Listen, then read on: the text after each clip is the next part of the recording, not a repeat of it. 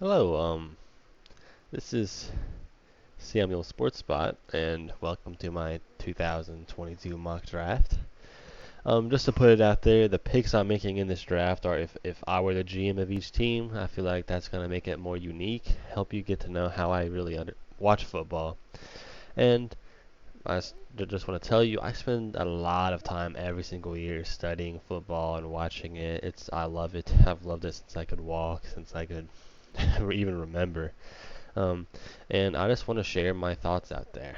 I won't add trades within this draft though, because it's really hard to predict trades. I don't really want to accidentally make a really unrealistic trade that's just like some nonsense that just kind of kills the whole mood of it. In my opinion, it'll ruin something really easily.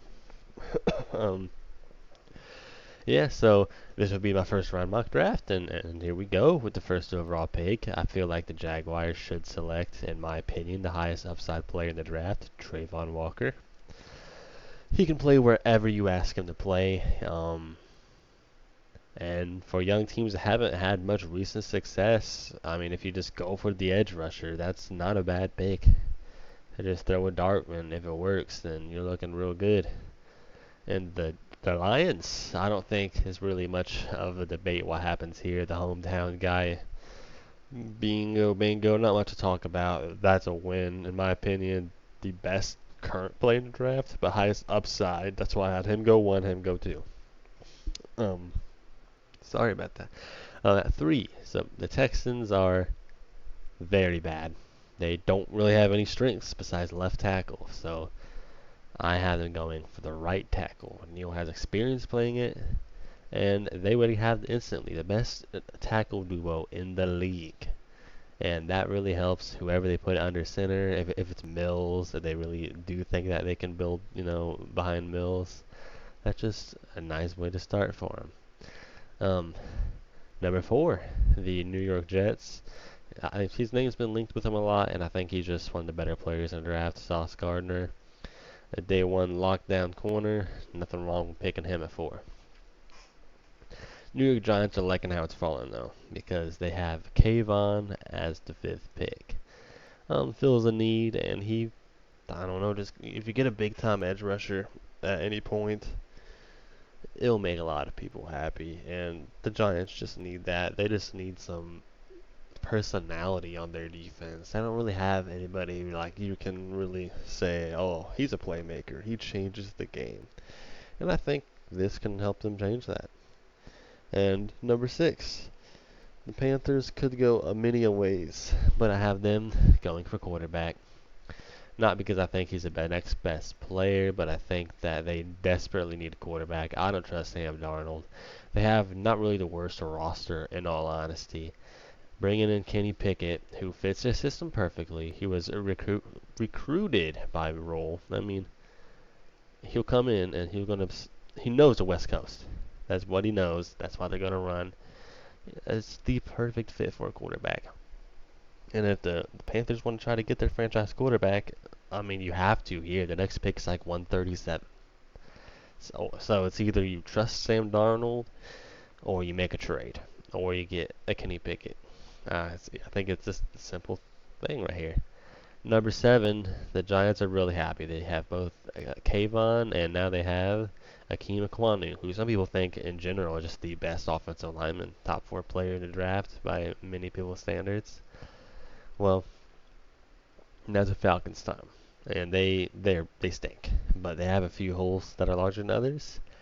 And I think their corner is probably their biggest hole. I mean, I know they have Marcus Mariota, the quarterback's not looking good, but at this point, best player available, and it fills a need, Derek Stingley Jr.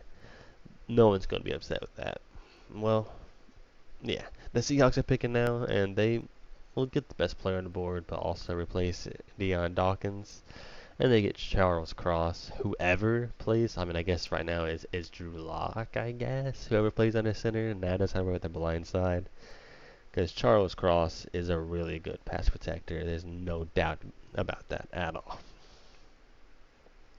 The Jets now pick again. And they got Sauce Gardner, and this won't be a popular pick at all. But it's a pick I think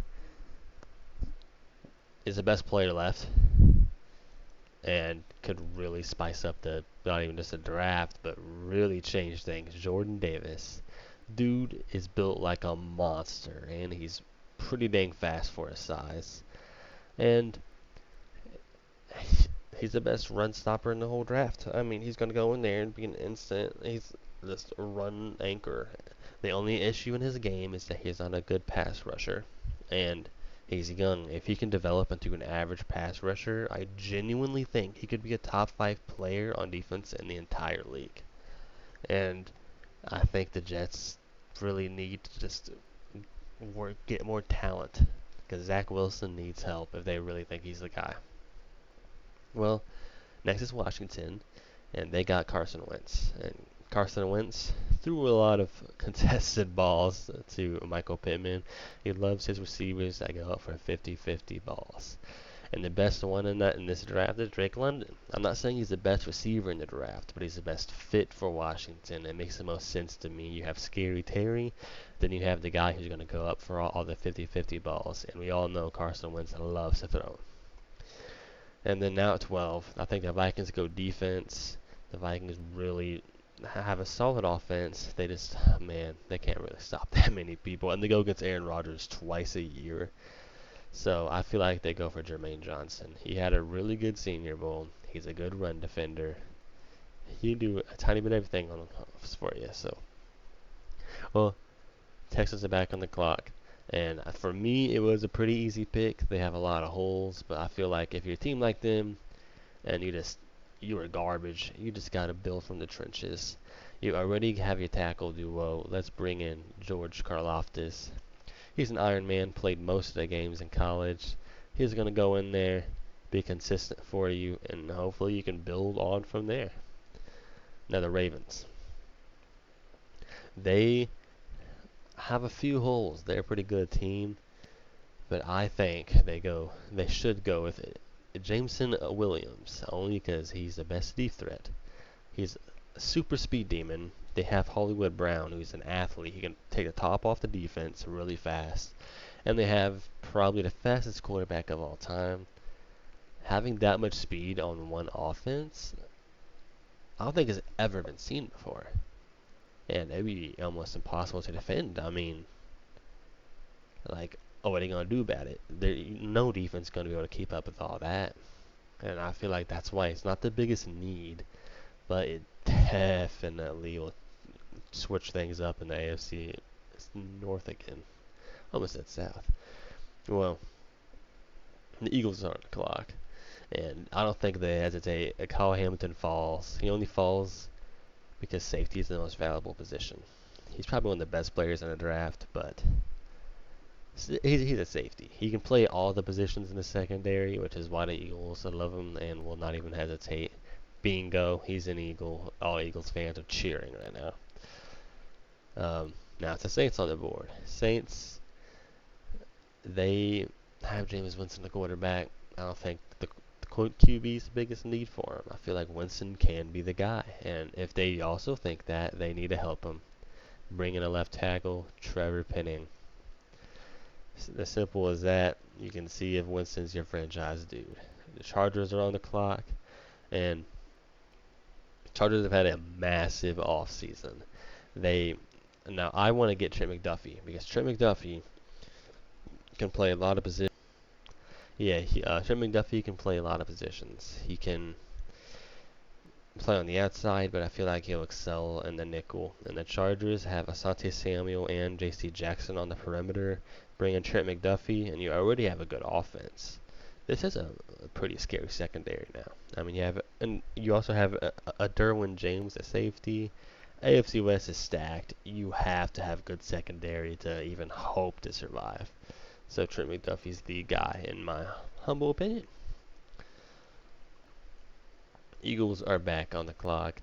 They already have picked Kyle Hamilton, and I don't think they hesitate. The board is falling perfectly for Philly fans. They get Garrett Wilson. And now 19. Saints are back on the clock. And, well, the board falling well for both Eagles and Saints fans. They get Chris Olave. They really want to help out Jameis Winston, find out if he's the future, and if he's not the future, then at least they have a young receiver and a young tackle that help whoever is next. Speaking of the future, the Steelers don't have the QB of the future. They signed Mitch. You aren't sure if he's the guy yet. Can't put all your eggs in one basket, especially at quarterback. And I think you go for Malik Willis. Their defense is so good. They just need a quarterback who can put up like 20 points a game, and I feel like they'd win most of their games. New England. This is an interesting pick here. They're a good team. They have a lot of holes, though. It's a really weird thing. But I think the best fit for New England is a linebacker that can do it all. Devin Lloyd. They love their linebackers. They love defenders who are very versatile. And he will excel in the Patriots system. That's all there is about it. Packers pick at 22. And I know the biggest need is receiver, but I think Zion Johnson's the pick here at 22. They really need offensive line, mostly guard, and you want to protect Aaron Rodgers. They're still in win now mode. It's not like because Davante Adams is gone, they are like screwed, it's over. NFC's weakest has ever been, and they have Aaron Rodgers, so it's not over. And to the Cardinals, they have a quarterback, Murray. Murray has potential to be elite. He's young, he's very good, and he's demanding to be paid. They probably have to pay him. Like they just have to. You don't really get a great QB that fast and that young often, so you have to protect that guy. And I think the best offensive lineman in this draft is available right here. I mean, he only falls as far because he's a center. If he's a tackle, I think he's the first pick. And if I mean someone at his skill level was a tackle, then yeah, I think he'd be first pick. The Dallas Cowboys. I don't think they think much. They have a very young, talented defense. They have a Trayvon Diggs, young star in the secondary. Micah Parsons, young star linebacker core. Now I think they get an athletic monster on the D line, young star defensive line. Cowboys defense could be terrifying for a long, long time. The Bills pick is what got me for a while, because I mean I don't really think they have a weakness at all.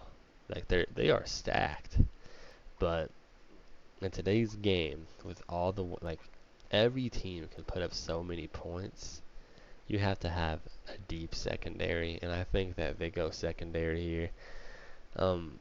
He is the most versatile. He can play in the box, he can play the slot, he can play outside, and he can play safety. Daxton Hill is perfect in Buffalo, and having a deep secondary is what you need. You've seen all these moves in the offseason. The AFC is nice. Now, Titans are on the clock. They need a guard. It has them listed at tackle, but Tyler Smith will be playing guard, in my opinion, in the league. He's the best one left, and he'll fit them. He'll fit them pretty well. This might not be the most popular pick for the Bucks, but at 27, I think they straight up go for the successor of Tom Brady, Desmond Ridder.